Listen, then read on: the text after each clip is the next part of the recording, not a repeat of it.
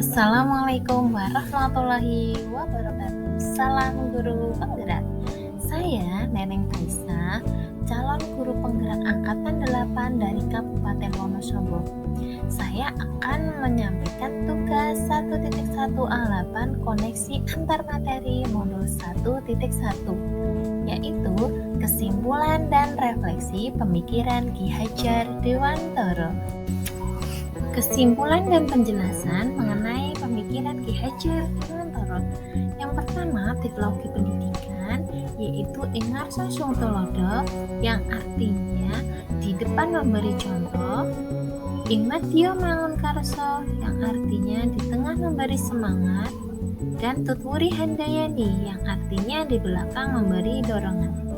Yang kedua, pendidikan yang menuntun. Pendidikan bertujuan untuk menuntun segala kodrat yang ada pada anak-anak agar mereka dapat mencapai keselamatan dan kebahagiaan yang setinggi-tingginya, baik sebagai manusia ataupun sebagai anggota masyarakat. Yang ketiga, didiklah anak sesuai dengan kodrat alam dan kodrat zaman. Kodrat alam berkaitan dengan sifat dan bentuk lingkungan di mana anak berada, sedangkan kodrat zaman yaitu sebagai guru harus membekali keterampilan kepada siswa sesuai zamannya. Kemudian, penerapan budi pekerti, pendidikan yang bisa memanusiakan manusia menuju perbuatan yang baik.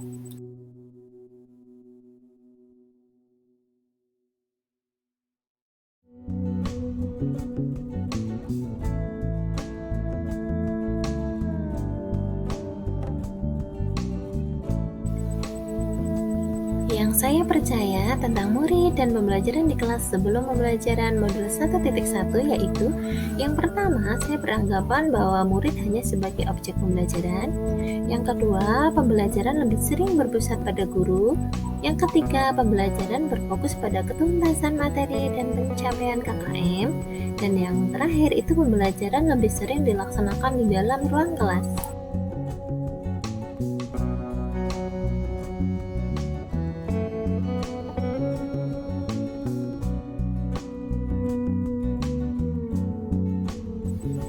Setelah mempelajari modul 1.1, saya menyadari bahwa seharusnya saya melakukan proses pembelajaran secara menyeluruh. Bukan hanya aspek kognitif saja, namun juga aspek psikomotorik, spiritual, sosial, dan budaya. Murid sebagai subjek pembelajaran, artinya murid mempunyai kebebasan dalam belajar, yaitu kebebasan berekspresi, mengemukakan pendapat, dan berkreasi. Guru sebagai fasilitator pembelajaran. Selanjutnya, saya menyadari bahwa guru tidak diperkenankan memaksakan materi karena pendidikan yang merdeka adalah pendidikan yang mengutamakan budi pekerti. Mendidik anak harus sesuai kodrat alam dan kodrat zaman.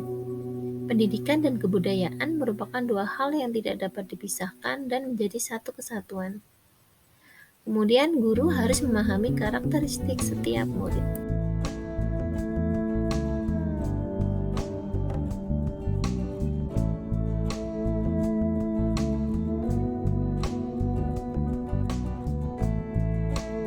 Yang dapat saya terapkan dalam pembelajaran di kelas diantaranya pembiasaan budaya positif 5S untuk mengembangkan kepribadian baik peserta didik. Di sini nanti peserta didik juga akan mempunyai rasa hormat dan memiliki belas kasih, suka menolong sehingga nanti tercipta lingkungan sekolah yang nyaman. Kemudian, menerapkan pembelajaran yang interaktif dan menyenangkan dengan melibatkan semua murid atau pembelajarannya berpusat pada murid. Di sini kami menerapkan pembelajaran praktek di mana di sini semua peserta didik ikut berperan aktif dalam proses pembelajaran yang berlangsung. Kemudian yang saya terapkan dalam pembelajaran di kelas yaitu menerapkan pembelajaran yang sesuai dengan kodrat anak, yaitu kodrat alam dan kodrat zaman. Selain kodrat alam yang tadi saya terapkan, di sini juga saya menerapkan pembelajaran sesuai dengan kodrat zaman, yaitu zaman saat ini yang berbasis IT dan gawai. Di sini saya menerapkan pembelajaran di mana siswa membuat animasi berupa video dari pembelajaran yang baru saja berlangsung. Pembuatan video itu terserah siswa mau menggunakan aplikasi apa yang siswa bisa.